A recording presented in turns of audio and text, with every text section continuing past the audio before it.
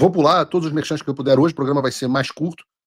E como eu estava dizendo aqui, vou falar mais em detalhes, eu ontem passei basicamente o dia inteiro em reuniões importantes pelo Brasil, e eu não pude me dar o luxo de parar o dia para ficar vendo as tretas da internet que vieram até usando o meu nome, né? E por isso mesmo eu não consegui tratar do assunto do Eduardo Talhaferro, o ex-assessor-chefe lá da Secretaria de Combate à Desinformação do Alexandre de Moraes, Assessoria de Combate à Desinformação, e pelo vazamento, pela gravação e divulgação que o Oswaldo Scrock fez através do bom jornalista português Sérgio Tavares. E algumas pessoas vieram me dizer, as pessoas adoram a fofoca online, me dizer que eles me citaram na live que fizeram juntos.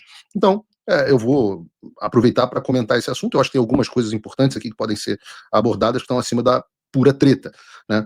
Bom, no meu ponto principal, talvez ou pelo menos o ponto inicial sobre isso, é que no vídeo divulgado, o Oswaldo Scrock tem o diálogo dele com o Eduardo Talhaferro, e eu assisti ao vídeo inteiro, agora na volta do avião, e vi que o Scrock até tinha a ideia do que deveria ter sido feito nesse caso, né? Ele fala assim, olha, a gente tem que tirar você do Brasil, a gente tem que dar as notícias do que você está me falando, não eu, não Paulo Figueiredo, não Alan dos Santos, mas tem que ser, idealmente, através da mídia tradicional, de um veículo de imprensa internacional. E esse diagnóstico dele estava correto.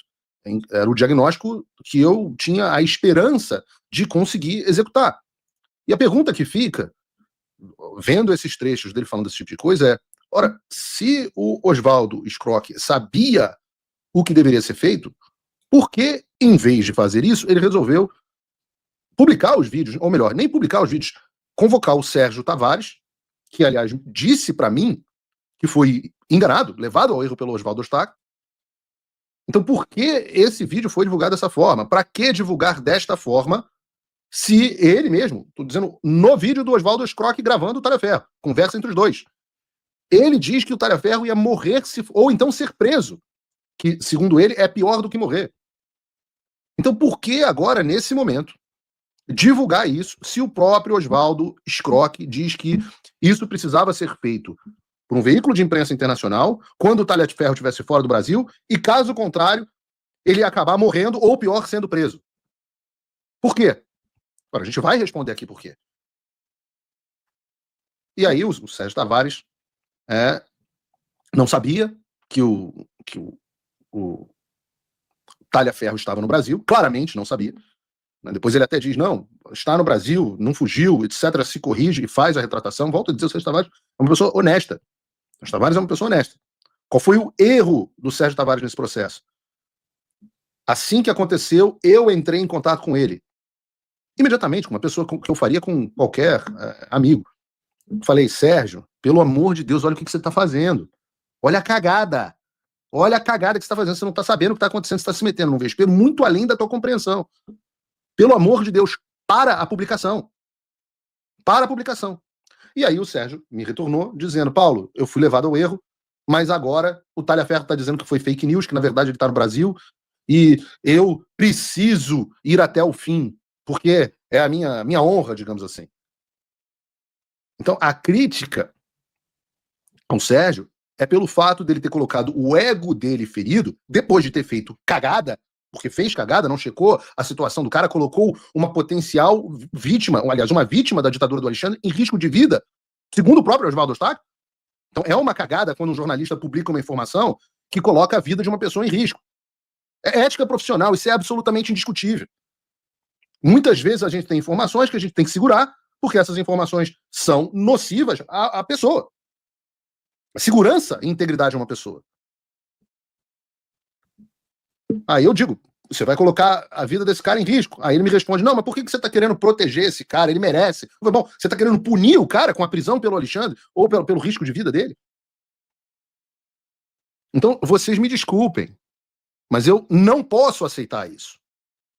Eu não posso achar isso correto, eu não posso achar isso normal.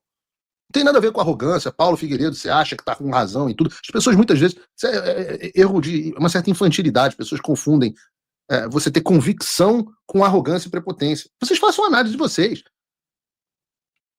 Se vocês acham que você pode colocar a vida de uma pessoa em risco para dar o furo, para ter para conseguir Pix para o documentário, para alimentar a sua honra, o seu ego. E acima de tudo não, mas e também colocar o trabalho de um ano a perder. Porque o que aconteceu agora é que nós perdemos qualquer possibilidade de tirar o cara que poderia ser um delator, e estava com tudo para ser, pelo que vocês viram pelos áudios, um delator do Alexandre de Moraes. Qual era o plano? O plano que o Oswaldo Scrock delineou no início, correto. Traz o cara aqui para fora, vê se o cara tem alguma condição de se manter, traz o cara aqui para fora, e aí você expõe tudo que tiver para expor do Alexandre. Então nós perdemos um delator, alguém que tinha informações valiosíssimas, para que exatamente, eu me pergunto? Pro Sérgio Tavares pedir pix pro documentário dele, pro Oswaldo Scrock aparecer, pro ego do Sérgio não ser atingido. E aí tem esse trecho onde eu sou citado, é o único trecho que eu vou passar desse negócio. Bruno, coloca aí o trecho onde eu sou citado. E conte comigo, cara. Eu sei como te ajudar a enriquecer licitamente. De uma forma legal. Que me procurou. Foram os outros, né? O Alan, o Figueiredo falou até em fazer uma rodovia que faturaria 1 milhão. Fácil.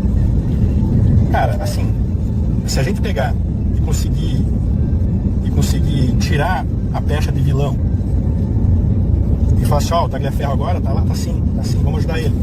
Bom, você sabe, você acompanhou como que o povo de direita é um povo generoso, né? Sim, tem feito muito apoio, eu tenho salvar o Brasil. Claro, então assim, eu acho que vamos pensar em alguma coisa assim, o Arlo, o Paulo são pessoas do bem também, eu acho que tudo vai agregar. Tudo vai. O vídeo mostra que, obviamente, eu tinha ciência desse fato, tinha ciência do contato com o Tagliaferro, mas e muita coisa mesmo, foi feita com base nesse contato. Vocês acham que eu sabia o conteúdo de várias coisas que iam sair como? Não tenho bola de cristal. Simplesmente estava bem informado. E havia um plano que ainda estava em curso. E aí vem os emocionados, uma coisa meio de retardado, publicando no Twitter, dizendo, o Paulo Figueiredo queria ganhar 1 milhão. Veja, põe a mão na sua consciência. O que esse áudio está mostrando é que não somente eu fiquei quieto, agindo nas sombras por mais de um ano, nunca tratando desse assunto publicamente, como eu ofereci ao Tagliaferro fazer uma divulgação de um crowdfunding para ele arrecadar até 1 milhão. Ele que está dizendo. Para ele arrecadar até 1 milhão, para ver se ele se sentia confortável saindo do Brasil. E algo que eu considerava plenamente possível. E eu ia ficar com quanto desse 1 milhão? Zero! Não tem nada de errado em pedir pix, se você é um profissional. Não estou criticando o fato do Sérgio Tavares pedir pix pro documentário dele, não. Tem que pedir. Eu estou dizendo que o problema é você colocar isso acima de valores maiores. Então, enquanto você olha uma situação dessa, alguns olham para uma situação dessa e pensam assim, como é que eu vou? Porra, vou dar um furo, vou arrecadar dinheiro, vou dar o pix. Eu faço o contrário. Eu estou enfiando uma fortuna do meu dinheiro nisso. Eu tinha uma vida financeiramente confortável dentro dessa maluquice tomar conta do Brasil, e eu tomei a decisão sabendo que eu ia me ferrar financeiramente. Não são só mais de 2 anos e meio, de 2 anos e 4 meses de bens bloqueados, redes sociais perdidas, que era como eu me monetizava, perda do trabalho na Jovem Pan, perda de monetização de YouTube. Não é só isso, não. Como eu também enfiei, perda do Locals, como eu também enfiei do meu bolso uma fortuna nesse troço. Entre o que eu gastei e o que eu deixei de ganhar, certamente mais de 1 milhão. E a assinatura, eu agradeço enormemente meus assinantes, meus apoiadores, mas minha assinatura custa $7 por mês. Só de passagem para Washington agora foram 700. Eu preciso de 100 assinantes por mês para pagar uma passagem para Washington. Eu já fui 6 vezes para Washington esse ano.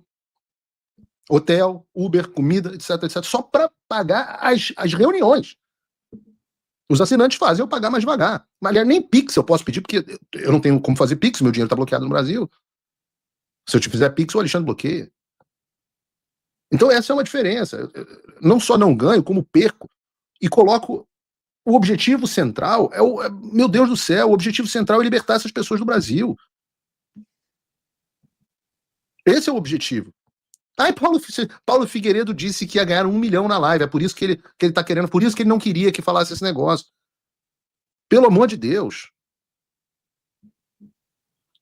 Ponham a mão na consciência e pensem na quantidade de coisas que eu tenho que segurar e não posso falar, que seria ótimo para minha profissão. Quantas vezes vocês não me veem Notícias que saem no Globo, no Metrópolis, na Folha, no Financial Times, etc, etc. Por quê? Porque eu não dou o furo nos dois sentidos figurados. Por quê? Pelo motivo que o Scrock disse. Porque quando sai no veículo tradicional, gera repercussão, eu posso comentar depois. Então eu abro mão da vaidade, puxa, vou trazer aqui em primeira mão, para deixar o Globo, a Folha, etc. Mas por que você faz isso? Porque é melhor pra gente, é melhor pra nossa causa. E eu sou comentarista político. Agora, claro, além de ser comentarista político, eu tenho a missão. Eu coloquei isso como missão de vida. A minha missão de vida é libertar o Brasil, e isso passa por arregaçar o Alexandre de Moraes, responsabilizá-lo. E claro que o Talhaferro ajudaria tremendamente nisso.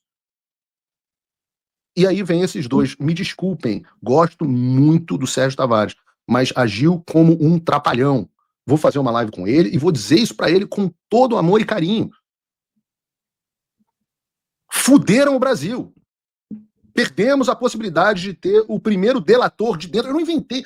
Paulo, que arrogância, você sabe tudo. Eu não inventei, meu filho, esse negócio de tirar, de pegar um dissidente do outro lado, um desertor, e trazer o desertor para o nosso lado. Não foi inventado por mim, é uma coisa que todo mundo, uma estratégia velha, que todo mundo utiliza na história. E a gente tinha esse cara com o Alexandre. Que tem aí. E no final, isso me dói mais. Eu assisti os 20 e poucos minutos de vídeo. Sabe o que tem? Nada perto do que esse cara sabe. Nada. Ele dá um Ayrton, não sei o quê. As coisas que tá todo mundo careca de saber, que não significa absolutamente nada. Imagina uma entrevista estilo Roda Viva, com esse cara sentado no meio, com Alan dos Santos, comigo, com Ludmilla, com Rodrigo Constantino, com Monark, pessoas que são vítimas do Alexandre, sentada fazendo pergunta para aquele cara. Imagina o tamanho do que a gente poderia ter com um cara em segurança. Eu podia levar o cara dentro do Congresso dos Estados Unidos para dar um depoimento registrado, embasaram essas sanções. Mas não. Era mais importante a honra do outro não ser ouvido fake news. Entendam, não é que eu queria esconder. O jornalismo é para dar ciência ao público, mas você tem que ter duas responsabilidades. A primeira responsabilidade é que não ferrar com um sujeito que, segundo o próprio Estado, vai morrer ou vai ser preso, que é pior do que morrer, segundo o Estado, e segundo, ferrar com uma estratégia de mais de um ano. Burro, o cara de falar com Oswaldo Scrock, pelo amor de Deus. Oswaldo Scrock. Por que Oswaldo Scrock? Por que eu tenho bronca? Porque a ética desse cara é nenhuma. A coisa que me deixa mais na bronca são esses caras, esses picaretas, psicopatas, que ficam falando de Deus, que são homens muito de Deus. E no final das contas, são uns safados. Olha a frase, olhem as frases. Eu separei só algumas frases do Oswaldo Scrock, enquanto ele gravava clandestinamente o cara.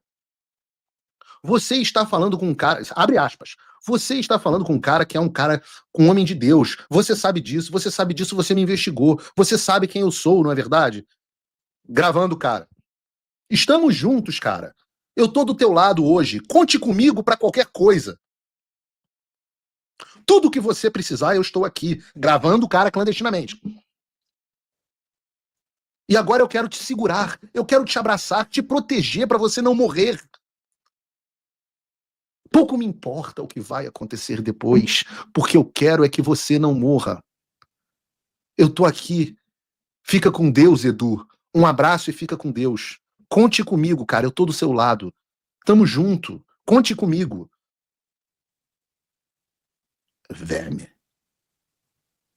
Todas essas aspas são aspas reais. Alguém que grava outra pessoa clandestinamente e divulga esta gravação sabendo que colocará a vida da pessoa em risco é um verme. É um verme. Como é que isso é um homem de Deus? Serpente, raça de víbora. São Oswaldo Scrock, Mr. M, Pastor Sandro não sei o que lá das quantas, serpentes, raça de víbora. É o que o Shakespeare diz no Mercador de Veneza. O diabo cita até as escrituras quando é conveniente. E é todo mundo uma pose, um homem de Deus. Talhaferro, eu quero te abraçar. Pum! Então, se você quer essa coisa doce, eu prefiro morrer. Eu quero te abraçar. Não, desculpa. Aqui não. Eu não sou essa pessoa. Eu não sou esse homem santo.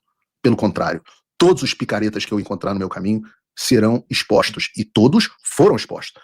Pastor Sandro, não sei o que lá das contas, foi tretar comigo, nada do que ele falou aconteceu. Ou chegou um porta-aviões com a Maria Salazar galopando num garanhão branco, entregando convite para Bolsonaro ir à posse de Trump, acompanhada de 17 Marines. Não aconteceu, né? Então, você, picareta. Mr. M, alguém tem dúvidas a essa altura do campeonato de quem é o picareta? Volto, e a mesma coisa esse cara, que eu volto a dizer, isso é comportamento de verme. Nós não vamos fazer qualquer coisa para derrotar o Alexandre.